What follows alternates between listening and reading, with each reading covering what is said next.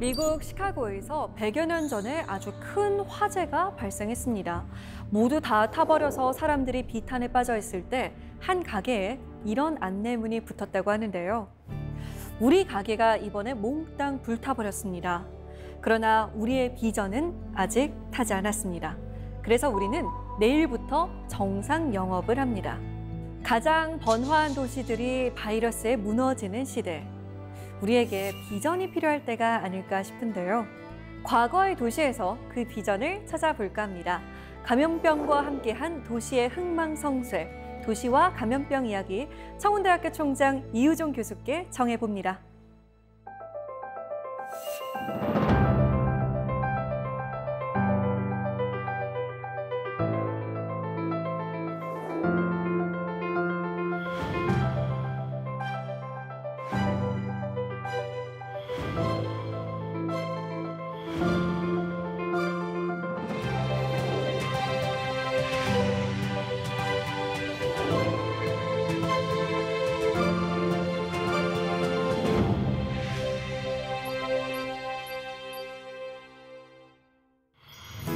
안녕하세요. 네, 안녕하세요. 반갑습니다.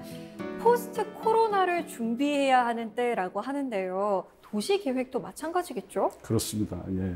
도시는 역사적으로 볼 때 큰 어떤 사건들이 있을 때마다 도시 계획에 크게 변화가 있었는데 그중에서 감염병이 도시 계획에 영향을 끼친 경우가 굉장히 많습니다. 그래서 과거의 역사에서 우리가 그걸 한번 보고 또 그렇기 때문에 앞으로 코로나19 이후의 시대의 도시계획이 어떻게 변할지 하는 걸 한번 예측해 보고자 합니다. 네, 그러면 바로 교수님과 함께 과거의 도시로 떠나볼까요?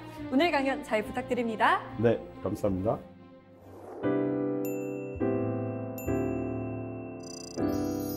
저는 사실 대학에서 30년 이상 도시계획을 가르쳐 왔습니다. 도시계획을 연구하고 또 학생들에게 가르치고 또 공부한 사람의 입장에서 도시계획이 도시의 감염병과 밀접한 연관이 있다는 걸 알게 됐고 오늘날 코로나 사태를 맞이해서 우리가 도시와 감염병이 어떤 연관관계가 있는지를 말씀을 드리고 또 포스트 코로나 시대에 도시계획이 어떻게 변화할 건가 하는 것을 우리가 한번 예측해 보고자 합니다. 우선 도시란 무엇일까요? 도시는 시민들이 모여서 사는 공간이죠. 그래서 보통 도시는 인간의 삶을 담는 그릇이라고 합니다. 도시는 인간의 삶터요, 일터요, 놀이터요, 쉼터가 되는 것이죠. 그래서 이러한 도시에서 사람들이 원활하게 살아가기 위해서는 도시계획을 우리가 수립하게 되는데 이 도시계획이라는 것은 도시의 건전한 발전을 도모하고 도시민들의 안녕 질서와 또 공공복리의 증진에 기여함을 목적으로 한다. 이렇게 도시계획법 제1조에 나와 있습니다. 여기서 공공복리라고 하면 개인의 이익이 아니라 도시에 살고 있는 모든 사람의 공공의 이익을 추구하는 것인데 도시계획학자 스튜어트 샤핀이라는 사람은 이 공공복리의 최우선적인 요소로서 건강과 안전을 꼽고 있습니다. 그러니까 도시에서의 도시민들의 건강과 안전이 최우선돼야 한다는 말이 되겠죠. 특히 감염병과 관련된 안전을 확보하는 것은 매우 중요한 일이다 이렇게 볼 수가 있습니다. 그러면 역사적으로 볼 때 우리가 도시의 탄생에 대해서 한번 살펴볼 필요가 있겠습니다. 도시라는 것은 사실은 인류의 문명과 함께 싹텄죠. 처음에는 사람들이 모여서 살았습니다. 그래서 그것을 우리는 취락이라고 불렀죠. 영어로 하면 village인데 이 취락에서 살던 사람들이 직업이 분화되고 인구가 밀집되면서 도시가 탄생하게 됩니다. 그래서 우리가 잘 아는 문명의 발상지, 이집트라든지 메소포타미아라든지 또는 중국의 황하강 유역이라든지 인도의 인더스강, 겐지스강 유역 이런 데서 이제 도시들이 최초의 도시들이 탄생했죠. 그러나 오늘날 같이 이러한 시민들이 민주주의를 하는 번성했던 도시는 사실은 그리스 시대부터 시작됐다고 볼 수가 있습니다. 그래서 우리는 폴리스라는 용어가 있는데 이것이 이제 도시를 말하는 뜻이죠. 처음에는 그리스 시대의 도시 국가를 얘기하는 거였어요. 그때는 이제 도시 하나가 다 국가의 역할을 했기 때문에 그렇게 됐던 거죠. 그때 가장 번성했던 도시는 아테네라는 도시였습니다.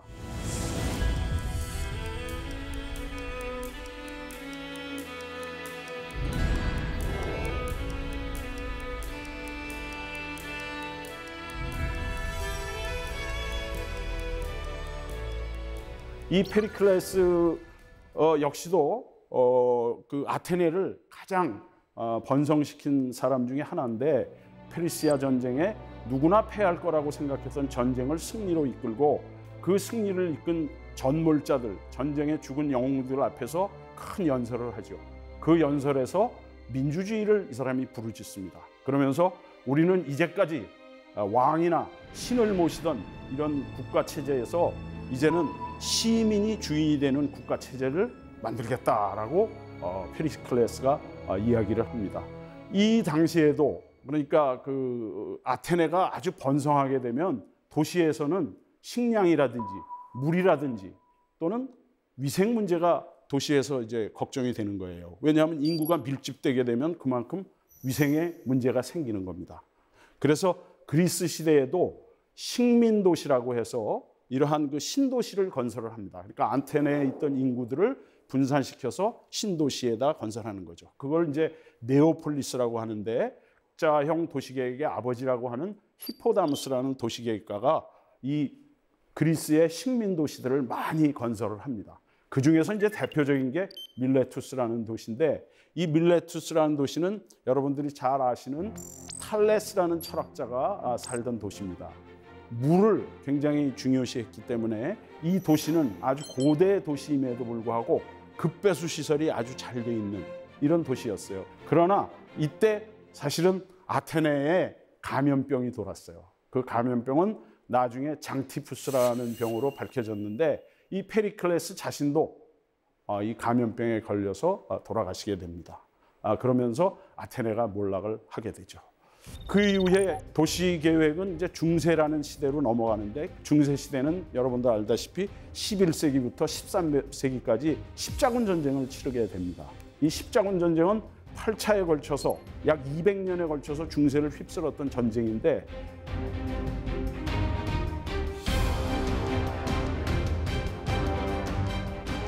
이 전쟁으로 인해서 사회생활이 굉장히 피폐하고 위생 상태가 엉망이 됩니다. 그렇게 되는 바람에 중세에 또 감염병이 돌게 되는 거죠. 그래서 여러분들 1340년대에 유럽에는 페스트라는 감염병이 돕니다.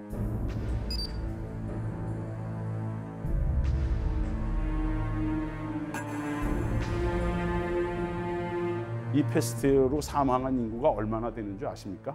사망한 인구는 약 2,500만 명이 죽었다고 합니다. 통계 자료를 크게 잡는 분들은 6천만 명까지 죽었다고 합니다. 그러니까 우리나라 지금 인구의 전체가 다 죽는 그런 숫자가 사망하는 이런 사건이 있었고, 이 페스트를 옮기는 균은 쥐에 의해서 전염이 된다, 이렇게 판별이 돼가지고 쥐라는 동물이 굉장히 억울하게 지금도 사람들이 굉장히 싫어하는 동물이 됐죠. 어쨌든 이러한 중세를 지나면서 르네상스라는 시기가 옵니다. 유럽에는 르네상스라는 말의 뜻은 부활 또는 재생이라는 뜻이 있습니다. 무엇을 부활하는 것이겠습니까? 바로 찬란했던 로마와 그리스의 문화를 재생하자, 부활시키자 하는 거였어요. 그래서 르네상스 시대에는 과학이 발달하기 시작합니다. 여러분들이 잘 아시는 뭐 뉴턴이라든지 갈릴레오라든지 코페르니쿠스라든지 이런 과학자들이 과학의 규명을 하기 시작하면서 이제 인류는 그전까지의 미지의 세계에서 과학에 의존해서 인간 생활을 바라보게 되는 거죠. 그래서 르네상스에 보통 3대 발명이라고 하는 게 있는데, 혹시 그 3대 발명이 뭔지 아시나요? 인쇄술이 좀 발달하지 않았나요, 그때? 맞습니다. 바로 3대 발명 중에 가장 중요한 것이 종이의 발명이었는데, 그 종이를 발명함으로 해서 책을 만들 수 있었고, 이 책이 과학기술을 보급하는 데 큰 역할을 했고, 또 이것이 지도를 만들 수 있게 해서 여행을 가능하게 했어요. 또 다른 하나의 발명은 나침반입니다. 나침반이 만들어지니까 중세시대까지는 배 타고 바다에서 멀리 나가면 저기 절벽이 있어서 떨어져 죽는 줄 알았는데 갈릴레오가 지구는 둥글다고 했죠.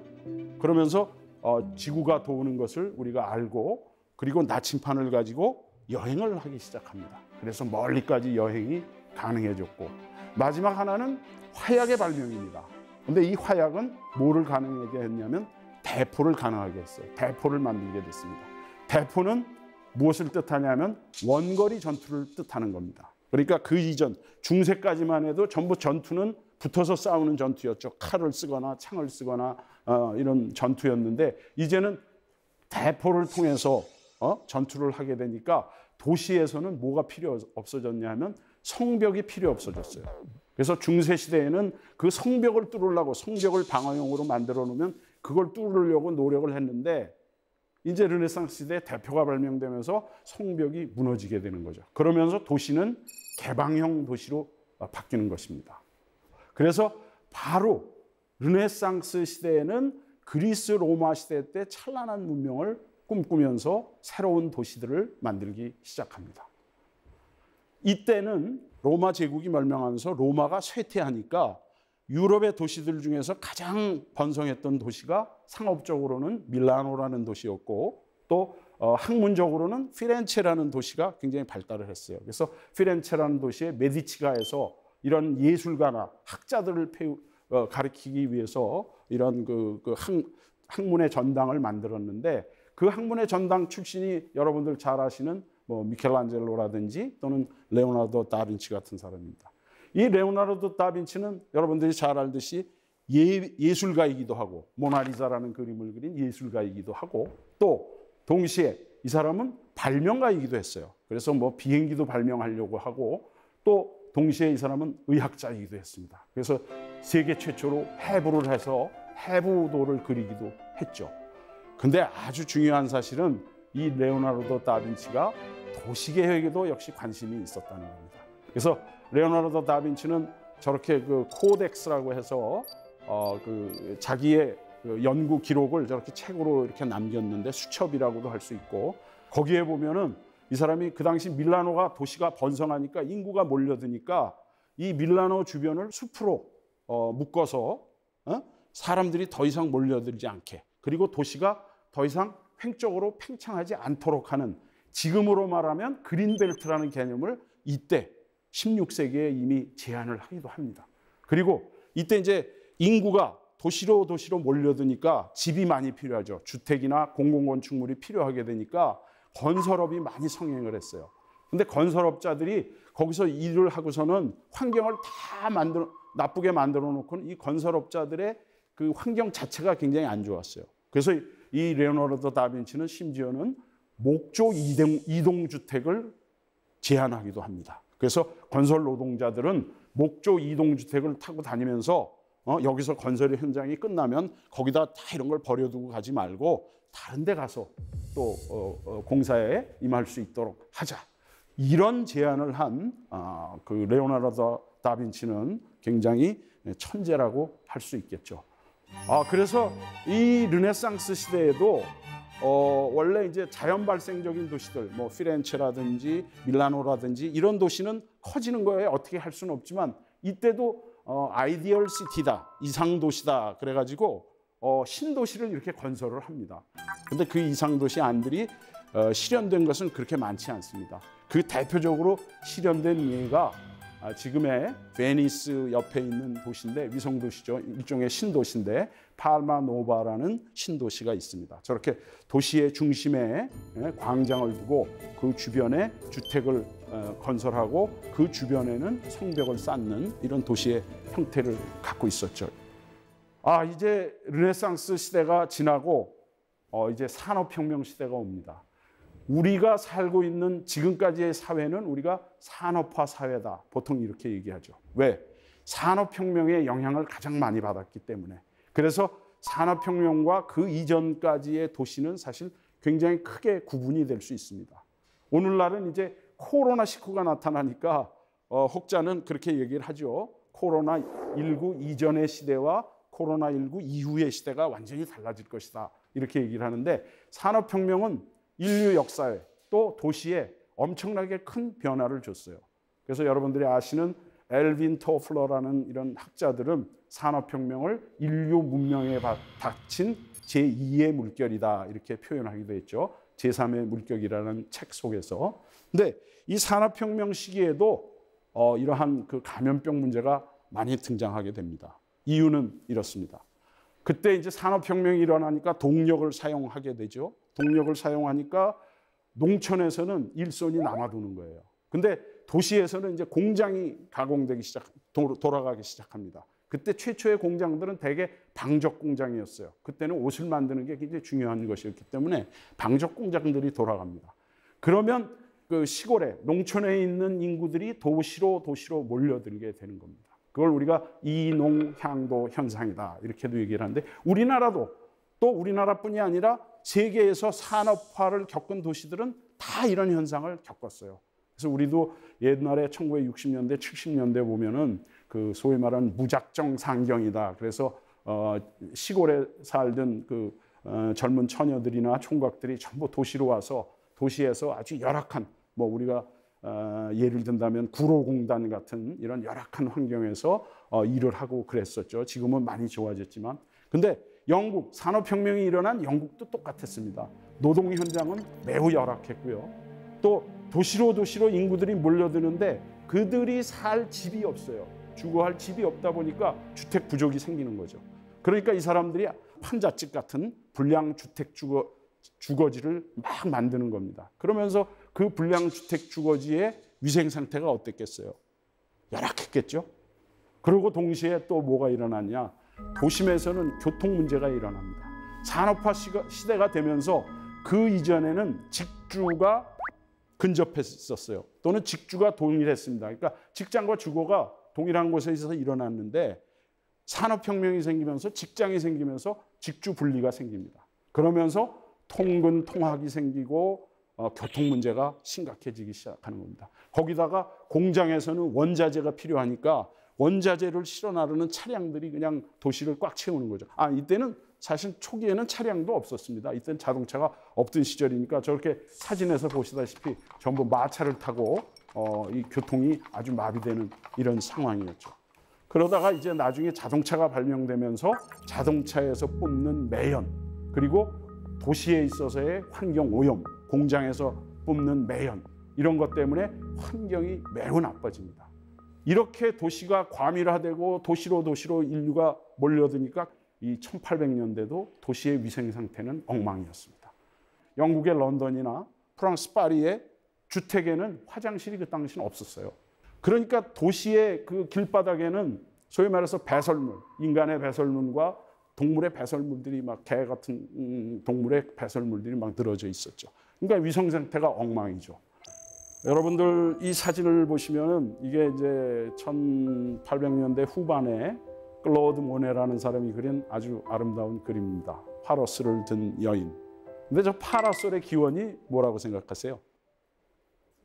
파라솔의 기원은 사실은 뭐였냐면 파리 시내에 그때 가옥이 되게 불량주택 가옥들이 한 5층 정도 됐는데 고층에서 살수록 가난한 사람이 살았어요. 1층에는 집주인이 보통 부자가 살고 세를 사니까 위에 있는 사람들이 오강 같은 걸 썼는데 이거를 갖다 치우기가 싫으니까 5층에서 바깥에다 버리는 겁니다. 이게 지나가던 아름다운 여인들의 몸에 떨어지면 어떻게 하겠어요? 그러니까 그때 우산을 받치고 이렇게 다녔는데 그것을 아주 예술적으로 승화시켜서 지금의 파라솔이 이렇게 아름다운 파라솔이 된 거고 저기 저 뾰족구도 있죠.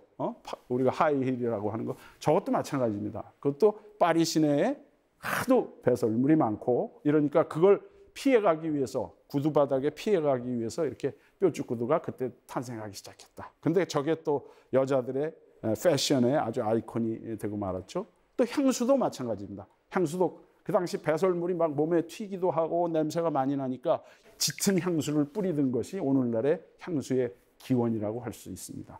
이거를 느낀 에드윈 최드위라는 사람이 이 사람은 법률가였는데 이 사람이 영국 노동인구의 위생 상태에 관한 보고서라는 책자를 냅니다. 이건 왕실 보고서인데 이 보고서를 내고 영국의 위생 상태가 이렇게 나빠서는 안 되겠다. 이거를 개선해야 되겠다 하는 걸 강력하게 주장을 합니다. 그래서 이 주장에 따라서 1948년에 영국의 공중위생법이라는 게 제정이 됩니다. 이것이 이제 Public Health Act라는 건데, 이 공중위생법이 사실 나중에 도시계획을 하게 되는, 그러니까 현대적 개념의 도시계획을 하게 되는 계기가 된다, 이렇게 볼 수가 있고요. 또 하나의 그 계기가 있었는데 바로 감염병입니다. 영국에도 이때 감염병이 퍼지기 시작했는데, 이때 감염병은 사실은 콜레라였어요. 또 이제 또 다른 종류의 감염병이죠. 그 당시의 모습을 보시면은 콜레라 환자들이 저렇게 영국의 병원마다 해서 소위 말하는 그 병실이 모자라 가지고 길거리에 쓰러지는 이런 그 사진들도 많이 나와 있습니다.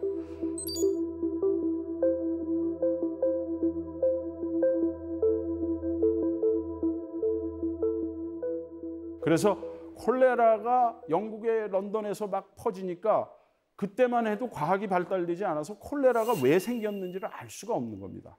근데 이 존 스노우라는 사람이, 이 사람은 의사였는데, 이 사람이 그 감염병이 나타난 곳을 저렇게 지도를 만들어 가지고 지도에다 표시를 해봤어요. 지도에다 표시를 해보니까 동일한 상수원, 동일한 펌프에서 나오는 물을 마시는 사람들이 집단적으로 감염이 되더라 하는 걸 밝혀낸 거죠. 그래가지고 이 감염병을 잡기 위해서는 펌프를 폐쇄해야 된다, 이런 주장을 합니다. 근데 사람들은 잘 믿질 않았죠, 그때만 해도. 그런데 과감하게 저 당시에 상수도 펌프가 만들어진 모양이 저렇게 생겼는데 이 상수도를 폐쇄한 걸 합니다. 그러고 나니까 콜레라가 점점 줄어들고 있어요. 그래서 이게 맞다 해서 결국은 도시의 상수원 보호가 매우 중요하고, 이러한 상수원이 오염되지 않도록 주거지역과 분리시키는 게 필요하다, 이런 거를 깨닫게 되는 거죠, 감염병을 통해서. 이것을 계기로 해서 영국은 대대적인 하수도 정비를 합니다. 상하수도 정비를 다시 하게 되는 거죠. 그래서 영국의 런던에는 하수도가 아주 잘 발달이 되어 있습니다. 그러니까 파리도 이제 가만히 있을 수 없다 해가지고 파리에는 여러분들 잘 아는 나폴레옹이라는 사람이 있었는데, 나폴레옹 1세죠. 보나파르트 나폴레옹의 조카인 나폴레옹 3세라는 사람이 있었어요. 이 나폴레옹 3세는 굉장히 많은 일을 했어요. 내가 해야 할 일을 해야 되겠다. 한 것 중에 아주 위대한 일 중에 하나가 뭐냐면 파리 개조 계획이라는 겁니다. 그래서 파리 개조 계획은 뭐냐면 파리 시내를 거의 다 헐어버리고 새로운 도시로 파리를 개선해보자 하는 운동이었어요. 여기 보시는 이 그림은 피사로라는 사람이 그린 그림인데, 그 파리 개조 계획이 끝난 후에 그 파리 시내의 광로를 보여주는 그림입니다. 이때는 자동차가 없었을 시절이죠. 그런데 거기에 마차들이 지나다니는데 우리가 지금 보기에는 너무 넓어요, 길이. 뭐 어찌 보면 쓸데없이 넓다고 할 수 있죠. 근데 오늘날 산업화 이후의 사회에서는 그 파리의 넓은 길들이 다 자동차를 위해서 잘 작동을 하고 있습니다. 그렇게 보시면 되겠고요. 이 나폴레옹 3세는 당시 파리 시장이었던 조르주 웨젠 오스만이라는 사람을 시켜서 파리 개조 계획을 하게 합니다. 3가지 명령을 내립니다. 첫째는 파리를 바로크적인 아름다움을 가진 도시 경관으로 만들어라. 바로크라고 하면은 사실 루이 14세가 베르사유 궁전을 만들 때 그 건축 스타일을 이제 바로크 스타일이라고 이렇게 대표적으로 얘기하는데, 그거를 만들고 그런 아름다움을 만들어라 하는 게 첫 번째였고요. 두 번째는 아까 얘기했듯이 파리의 주거 환경이 너무 열악하고 막 화장실도 없고 하니까 이러한 주거 환경을 개선해서 양질의 주택을 주민들에게, 시민들에게 제공해라 하는 거였고, 세 번째가 뭐였냐 하면 바로 영국의 런던처럼 훌륭한 하수시설을 만들어라, 이렇게 된 겁니다. 그래서 파리는 그때 대규모 하수도 정비 사업을 또 이 웨젠 오스만이라는 사람을 통해서 하게 되는데, 그때 정비했던 하수구가 150년이 지난 지금까지 까딱이 없는 겁니다. 혹시 뮤지컬 레미제라블 보셨나요? 아니면 영화 레미제라블 보셨나요? 네. 거기에 보면은 장발장이 그 자기의 양아들 같은 메리우스라는 사람을 구하기 위해서 숨어듭니다. 어디로 숨어들었을 것 같아요? 갑자기 기억이 안 나네요. 바로 파리 개조 계획 때 만들어져 있던 하수구로 숨어드는 겁니다. 그 하수구가 엄청나게 규모가 큰 거죠. 그리고 여러분들 잘 모르시겠지만 옛날에 그 알랑드롱, 뭐 장가방, 또는 뭐 장폴 벨몬드, 뭐 이런 사람들 나오는 그 암흑가의 두 사람, 뭐 형사 이런 그 파리를 배경으로 하는 영화가 있었는데, 그때 보면은 그 형사들이 범인을 쫓을 때 대개 범인이 어디로 들어갑니까? 지하로 들어가 가지고 그 하수구에서 철퍽철퍽철퍽 물 튀기면서 도망가면은 그거 쫓아가고 이런 장면들을 많이 볼 수 있었어요. 그게 바로 이 웨젠 오스만이라는 사람이 만든 파리 개조계획의 결과다 하는 거고, 우리는 보통 지상만을 보기 때문에 파리가 아름다운 도시고 파리가 세계에서 관광객이 제일 많이 오는 도시, 그렇게 알고 계시죠? 예술의 도시 이렇게 알고 있습니다. 그게 다 1853년부터 1870년까지 약 17년에 걸쳐서 파리 개조 계획을 한 결과다, 이렇게 보시면 되겠습니다. 자, 이제 산업화 시대에는 이러한 도시로 인구가 몰려드는 이러한 현상이 생기다 보니까 그거에 대한 대책이 필요했겠죠. 특히 도시계획적인 대책이 필요했습니다. 그래서 나온 이론 중에 하나가, 이건 물론 1800년대 말 1900년대 초에 바로 여기 계신 할아버지 에베네저 하워드라는 사람이 전원도시라는 걸 제안을 합니다. 전원도시. 그래서 이 사람이 쓴 책이 Garden Cities of Tomorrow, 내일의 전원도시라는 책을 쓰고, 영국의 런던이 인구가 과밀해지니까 이 인구를 분산시켜야 되겠다, 전원도시로. 이러한 이론을 주장을 하는 겁니다. 그리고 영국의 2개의 전원도시를 자기가 직접 만듭니다. 전원도시 주식회사를 만들어가지고 직접 전원도시를 건설합니다. 제1의 전원도시는 레치워스라는 도시였고, 제2의 전원도시는 웰윈이라는 도시였어요. 여기 보이는 다이아그램이 이제 그 에버네저 하워드가 했던 그 전원도시 이론의 다이아그램이라고 볼 수가 있겠어요. 다른 하나는 이 르꼬르비지에라는 사람이 있습니다. 르꼬르비지에는 원래는 스위스 태생인데 이 사람은 불란서에서 주로 활동을 했어요. 르꼬르비지에는 이 사람의 별명이었어요. 원래 르꼬르비지에는 불어로 까마귀라는 뜻이 있다고 합니다. 근데 까마귀가 굉장히 영리한 동물이에요. 여러분들 아마 까마귀를 보시면은 뭐 여성분이 이렇게 핸드백 안에 이렇게 뭐가 있으면 핸드백까지 열고 이렇게 뭐 그걸 꺼내갈 정도로 까마귀가 이렇게 영특하답니다. 이 사람이 젊었을 때 굉장히 영특했대요.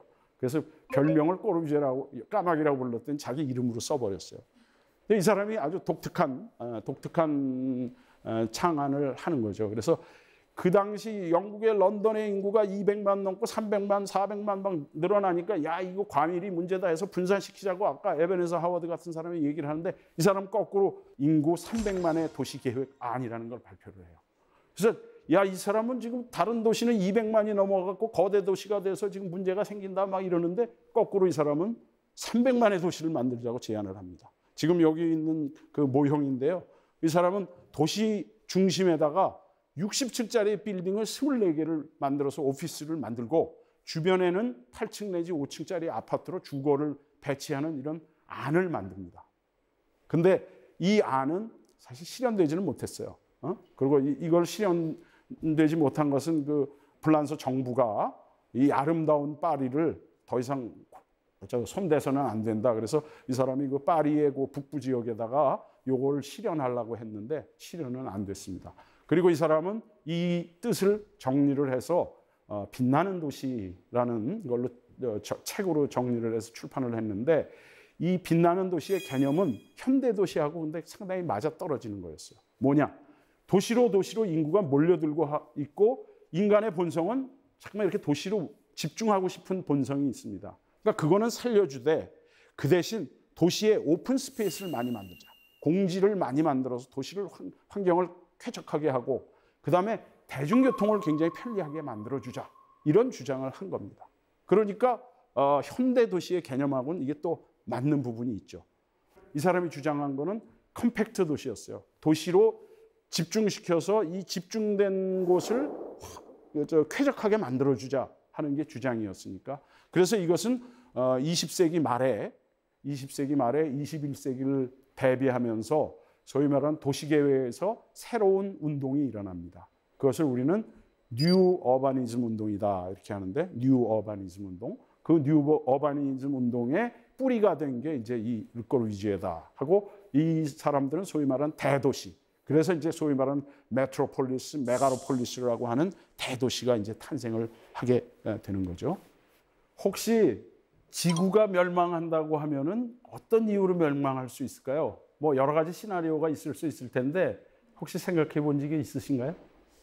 자연재해 아닐까요? 지진, 이상기온 이런 것 때문에 지구가 멸망하지 않을까 이런 생각을 한번 해본 적은 있습니다. 네, 맞습니다. 그것도 아주 대표적으로 나오는 것 중에 하나가 되겠습니다. 미래를 예견하는 학자들은 지구가 멸망하는 시나리오를 얘기하고 있는데 대개 한 4가지 정도를 얘기하더라고요. 물론 다른 여러 가지를 얘기하는 분들도 있는데 뭐 되게 첫 번째는 우주 충돌설입니다. 그러니까 우주에 운석이 날아와서 지구에 떨어지면 지구가 멸망할지도 모른다. 이런. 두 번째는 이제 핵 전쟁의 위협입니다. 핵 전쟁, 인류가 우매해가지고 잘못해서 진짜 어떤 미친 폭군 같은 사람이 나타나서 핵 전쟁의 단추를 눌러버리면 지구가 멸망할지도 모른다. 이 2개의 시나리오는 뭐 그렇게 실현 가능성이 있는지는 잘 모르겠어요. 근데 다른 하나는 뭐냐면 환경 문제입니다. 지구 온난화와 같은 환경 문제로 인해서 지구가 오늘날보다 평균 기온이 더 올라가게 되면 지구가 멸망하게 될지 모른다. 인류가 생존하기가 힘듭니다. 그래서 우리가 환경 문제에는 아주 대처를 해야 된다 하는 것이고 마지막으로 보통 얘기하는 것이 대개 미래학자들이 다 예견하는 게 바로 뭐냐면 팬데믹입니다. 바로 감염병 사태예요.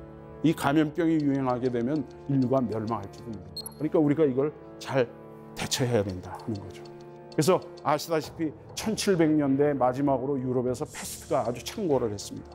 1800년대에는 아까 얘기했지만 영국을 중심으로 해서 콜레라가 또 전 세계를 뒤엎었어요.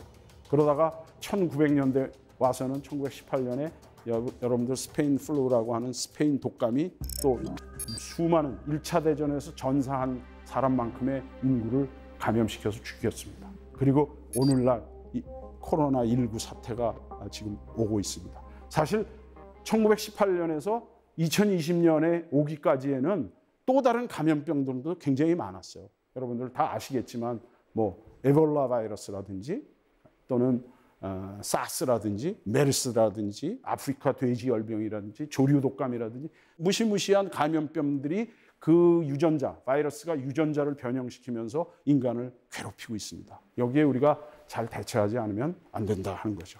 그래서 학자들은 100년 주기로 이러한 팬데믹이 강하게 등장하는 거 아니냐 이런 얘기도 하고 있습니다. 자, 그러면 이 포스트 코로나 시대에는 어떻게 될까요? 우리가 도시가 어떻게 될지 또 우리 인간의 삶이 어떻게 될지 한번 예측해 볼 필요가 있을 것 같습니다. 도시계획은 인간의 삶을 담는 그릇이기 때문에 인간의 삶이 달라지면 도시계획도 달라져야 되겠죠. 첫 번째 제가 생각하는 것은 그동안 우리나라나 뭐 모든 나라가 추구했던 것이 글로벌리제이션, 그런 말, 글로벌화 이런 말을 많이 썼어요. 근데 앞으로는 글로벌화가 잘 안 될 것 같아요. 왜? 인종 간의 교류 같은 게 두려워집니다. 그리고 국가들 간에는 자국 보호주의가 생겨서 이제 자국 우선주의, 특히 미국의 트럼프 대통령 같은 사람은 미국이 전 세계에 저거 인류 공영에 이바지한다고 그동안 표명을 했었는데 트럼프는 너 그거 아니다. 아메리카 퍼스트다 말이야. 미국이 우선이다. 이런 정책을 내세우듯이 이렇게 되고 이렇게 되면은 틀림없이 글로벌화, 세계화보다는 이제 로컬리제이션, 지역화가 중요해질 것이다. 그러니까 지역화는 뭐냐? 그거는 지역의 특성이 살아있어야 되고 감성이 살아있어야 된다. 그래서 지역의 아이덴티티라고 하는데 우리가 이런 아이덴티티가 살아있는 지역화가 이제 앞으로 대세가 될 것이다. 이렇게 보여지고요. 우리 코로나 사태에서 참 희한한 일을 우리가 하나 목격을 합니다. 뭐냐? 코로나가 미국에서 굉장히 번성했는데 그 번성한 도시가 어디냐면 뉴욕입니다. 아시잖아요? 뉴욕이 지금 100만 명이 넘는 확진자가 나왔고 몇십만 명이 지금 사망을 하는 이런 사태가 됐죠. 또 미국의 2대 도시라고 할 수 있는 2대인지 3대인지 할 수 있는 로스앤젤레스가 있습니다. 로스앤젤레스에서는 인구 밀도가 뉴욕에 못지않게 높은데도 코로나 환자가 거의 없어요. 왜일까요? 대중교통이 뉴욕은 굉장히 발달했습니다. 그래서 뉴욕의 지하철은 굉장히 발달돼 있고 지상에 자동차가 가기가 굉장히 힘들어요. 자동차는 부자들만 갈 수 있습니다. 그리고 비용도 많이 듭니다. 거기에 미국에서 뉴욕에서 파킹 한번 하려면 1시간에 뭐 몇만 원씩 줘야 되니까 감히 생각을 못 하죠. 근데 로스앤젤레스는 불행하게도 대중교통이 발달을 안 했어요. 그래서 혹자들은 로스앤젤레스는 대중교통이 나빠서 좋은 도시가 아니다. 심지어는 이런 얘기들을 했습니다. 근데 감염병의 입장에서 보면은 오히려 대중교통 수단이 발달하지 않은 것이 더 좋은 일일 수 있었다. 이거는 참 굉장히 이걸 뭐라 그럴까요? 그 모순적인 이런 현상이 나타나는 거죠. 그래서 미래의 도시에서는 이제 어찌 보면은 대중교통 수단보다는 개인 교통 수단이 발달하게 될 것이다. 자율주행차나 이런 거에 의해서 매스 트랜스포테이션이 퍼스널 모빌리티로 대체될 것이다. 이런 생각을 해볼 수 있을 것 같고요. 그다음에 밀집 주거. 이제 사람 많은 곳에 가기 싫어할 겁니다. 사람들이. 그렇죠? 그러니까 저밀도로 개발을 할 것이고 5개 공간, 사회적 거리 두기가 가능한 이런 5개 공간 같은 게 활용도가 굉장히 높아지다. 이렇게 볼 수 있고 비대면, 비접촉, 우리가 언택트라고 그러죠. 이러한 것이 새로운 노말이 될 것이다. 그러면 우리 사회생활이 어떻게 바뀔 것이냐. 우선 재택근무가 늘어날 겁니다. 그래서 제 생각에는 과거에는 직주가 중세시대까지는 직주가 근접해 있었는데 산업화 시대가 오면서 직주가 분리됐죠. 그래서 통근이 생기고 교통마비가 생겼는데 이제는 재택근무가 일상화될 가능성이 있습니다. 그러면 다시 직장과 주거가 동일한 곳에서 일할 수 있다. 이런 시대가 올 것 같고요. 그다음에 교육의 형태도 굉장히 바뀔 겁니다. 제가 대학에 있으면서 4차 산업혁명 시대에 교육은 바뀌어야 된다. 이런 얘기를 많이 하는데 그래서 요즘에 새로 등장하는 대학 있죠. 우리가 흔히 말하는 뭐 미네르바 대학이다, 미네르바 스쿨이다, 뭐 이런 것들이 있는데 바로 미네르바 스쿨인데요. 캠퍼스나 강의실이 없는 대신 온라인 강의를 진행하는데요. 과목당 수강생이 20여 명이 채 안 되기 때문에 앉아있기만 할 수 없어요. 학생들의 발언 빈도는 색깔로 표시되고 화면을 칠판처럼 쓸 수도 있죠. 발표 내용과 과제, 조별 활동 등은 데이터베이스에 저장되고요. 이런 기록을 토대로 학생들은 1:1 피드백을 받고 성적 후에는 어떤 면이 어떻게 좋아졌는지에 대한 구체적인 평가가 남습니다. 이런 학교들은 완전히 다른, 지금까지와 다른 체제입니다. 그래서 결국은 뭐죠? 이제는 교사, 교지 이런 것이 필요 없다. 한 곳에 모여서 하는 게 아니라 원격 교육이 이제 발달하게 될 거다. 코로나 사태가 사실은 이거를 앞당기게 됐어요. 그동안은 원격 교육을 하라 하고 뭐 K-MOOC라고 해서 Massive Open Online Course라는 건데 이게 이제 무크 교육, 원격 교육을 통해서 누구나 들어가서 같이 교육을 받을 수 있는 이런 시스템인데 이걸 하라고 해도 안 했어요. 그런데 지금 이제 대학에서는 이 코로나 사태 때문에 어쩔 수 없이 해야 됩니다. 그래서 요즘 대학 교수들은 다 바빠요. 동영상 만들고 촬영하고 뭐 줌이라는 기술 써서 해야 되고 우리가 앞으로 세미나 같은 것도 제가 속해 있는 대한국토도시계획학교에서 감염병이 생기자마자 바로 이 주제를 가지고 웹비나를 했습니다. 웹비나라는 것은 웹을 사용한 세미나를 웹비나라고 합니다. 그래서 이제 디지털화는 가속화됩니다. 4차 산업혁명 시대에 특히 IoT라든지 빅데이터, 클라우드 컴퓨팅, AI, Artificial Intelligence죠. 인공지능, 그다음에 VR, Virtual Reality, 가상현실 이런 사업들이 굉장히 발달할 것으로 보이고요. 뭐 그 외에도 이제 뭐 드론이라든지 또는 자율주행차라든지 뭐 3D 프린팅이라든지 이런 것은 여전히 우리가 발달할 것으로 보여집니다. 그다음에 끝으로 이 책은 1949년에 쓰여진 책인데 1984라는 책입니다. 1984. 조지 오웰이라는 사람이 1984년의 시대에는 빅 브라더가 나타나서 뭔가 모를 그 독재자가 나타나서 이거는 디지털 독재자입니다.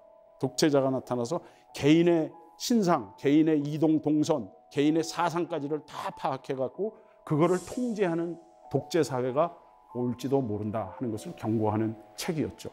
이 책은 물론 1984년에 이루어지진 않았고 그런 세계가 오지 않도록 우리가 미리 대비해야 된다는 아주 중요한 경각심을 주는 책이라고 생각이 됩니다.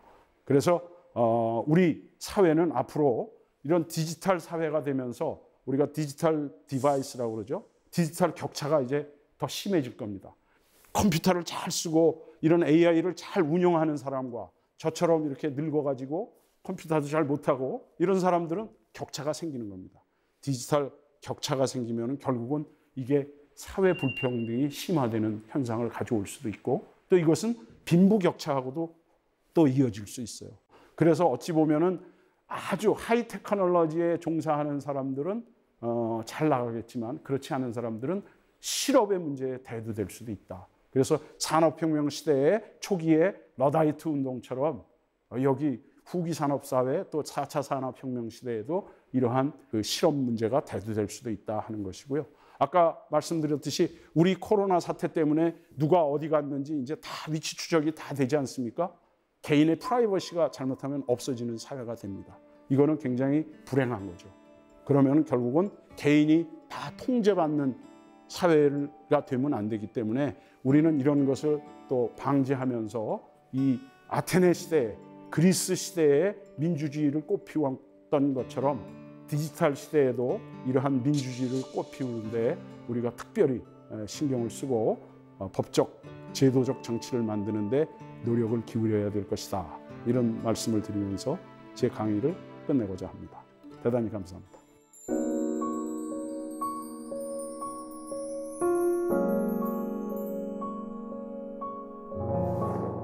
네, 교수님 강연 잘 들었습니다. 네, 그리스, 로마 중세 시대부터 산업혁명, 현대 도시까지 이야기를 들어봤는데요. 도시가 하나의 생명체처럼 계속 진화하고 또 달라진다라는 느낌이 드네요. 네.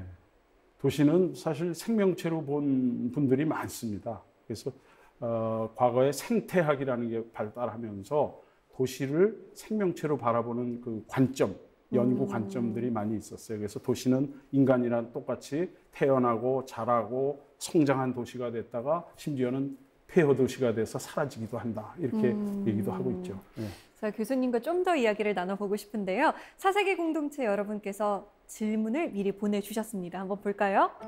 서희재 씨가 보내주셨습니다. 총장님이 보시기에 지구상에서 가장 이상적인 도시는 어떤 곳일까요? 아니면 과거의 도시에서라도 이상적인 도시를 찾아보신다면 어떤 곳을 이야기해 주실 수 있을까요? 저도 이거 궁금했습니다. 그래요? 전문가가 봤을 때, 이 도시는 정말 으뜸이다라고 꼽을 수 있는 도시가 어디일까요? 참 어려운 질문입니다. 사실 사람들이 생각하는 게 다르고 또 시대마다 다르기 때문에 어느 도시가 딱히 이상도시다라고 말하기는 어렵겠죠. 그러나 중세 말에 토마스 모어라는 사람이 유토피아라는 말을 처음 써서 이상도시를 꿈꾸기도 했죠. 네. 그리고 오늘날도 또 에코토피아라는 이런 걸 해서 에콜로지, 즉 생태학적으로 볼 때 이상도시를 제시한 이런 책도 있습니다. 그러나 어쨌든 이상도시는 지금 살고 있는 데를 어떻게 행복하게 만들어주느냐 하는 게 더 이상적인 거 아니겠습니까? 아니면 어떤 도시의 이 장점은 꼭 서울에 좀 적용하고 싶다. 이런 거 있을까요? 과거 시대에 아주 형편없는 도시예요. 이 도시는 브라질의 꾸리티바라는 도시가 있습니다. 네. 혹시 들어보셨나요? 아니요. 아주 세계에서 환경적으로 잘 사는 도시라 해서 그 유엔에서도 그 지정을 하고 했는데 그 도시는 굉장히 빈민들이 많고 이런 도시인데 그 도시를 완전히 환경 도시로 만들었어요. 그 시장이 자이머 레르레라는 시장이 만들었는데 저도 뭐 거기를 갔습니다만은 그거는 그 땅 위의 지하철이라고 해서 지하철이 땅 속으로 지나가지 않습니까? 네. 근데 이게 비용이 많이 들어요. 땅 속에다 건설을 하려니까. 그렇죠. 그러니까 지상의 버스가 전용 차선으로 달리는 서울시도 지금 그거 하고 있죠. 네. 사실 그건 꾸리치바에서 어떻게 보면 차용해온 수법입니다. 네, 그래서 그런 것부터 해서 또 나무 심기 운동이라든지 과거의 환경을 파괴했던 채석장을 아름다운 오페라 하우스로 만든다든지 또 워낙 쓰레기가 많고 더러운 곳이니까 네. 주민들한테 그리고 못 사는 주민들이 많으니까 주민들한테 쓰레기를 주워오면은 불쌍한 학생들한테는 공책도 나눠주고 책도 나눠주고 학용품도 주고 또 가난한 사람한테는 채소도 주고 이런 정책을 쓰므로 해서 도시를 환경적으로 좋게 만드는데 아주 애쓴 도시가 있는데 그게 이제 브라질의 꾸리티바라는 도시인데 한번 기회 있으면 가보시죠. 네, 궁금하네요, 정말. 네. 자, 다음 질문 받아볼게요. 네, 이번에는 김동환 씨가 보내주신 질문입니다. 동양에서는 특히 중국이나 한국은 풍수지리적으로 좋은 위치에 궁궐이나 좋은 건물들이 들어섰는 것으로 알고 있는데요. 서양에서는 도시의 랜드마크를 지을 때 가장 우선시됐던 것이 무엇일까요? 우리나라 건축물들을 봐도 정말 풍수지리를 잘 따졌구나라는 생각이 들 때가 있어요. 그래요. 예, 맞습니다. 서양은 어떤가요? 우리나라 도시를 과거에 만들 때도 사실은 중국의 영향을 우리가 받지 않을 수가 없었어요. 네. 그래서 중국은 이미 주나라 시대 때부터 주례 고공기라고 그래서 도시를 만들 때 도시계획의 원리가 있었습니다. 그게 뭐 전조, 후시, 좌묘, 우사라고 그래서 궁궐을 가운데 두고 시장을 뒤에 두고 오른쪽엔 사직을 두고 왼쪽엔 종묘를 둔다. 이런 원칙이 있어서 이러한 원칙이 우리나라 고려시대 말에 풍수지리설과 같이 합쳐져서 우리는 배산, 임수의 네. 이런 지형을 좋아하죠. 그리고 가장 좋은 위치에 등 뒤에 두고 동헌 이런 관청을 만드는 게 이제 이해인데 유럽의 경우를 보면 과거에도 유럽도 그런 비슷한 인류가 사는 데는 다 비슷해요. 그래서 유럽에는 신전이라는 게 항상 있었습니다. 네. 고대 도시를 보면 네. 아까 아테네에 파르테논 신전이 있고 어느 도시에 가도 신전이 있고 해서 네. 배후에는 신전을 두는 것을 그때도 중요시했고 특히 유럽의 경우는 우리나라나 동양의 도시들하고 조금 다른데 광장이 있었어요. 도시에. 그래서 아고라라고 그리스 시대에는 그걸 아고라라고 불렀고 네. 로마 시대에는 포럼이라고 불렀죠. 그 시민 광장이 있어서 거기서 민주주의가 싹 텄다 이렇게 얘기를 하고 그 광장은 처음에는 시장이었죠. 네. 물물 교환을 하는 시장이었습니다만 이게 정치 집회가 되면서 오늘날과 같은 광장의 기능을 가지게 돼서 아마 서양의 도시에서는 광장을 도시 중심에 항상 광장이 있는 걸 보실 수 있을 것 같습니다. 예. 자, 오늘 교수님과 이야기를 나누면서 우리가 살고 있는 이 도시가 어떻게 변화해 왔는지 또 지금의 도시가 어떻게 변화될지 생각해보는 계기가 된 것 같습니다. 오늘 강연 감사합니다. 네, 감사합니다.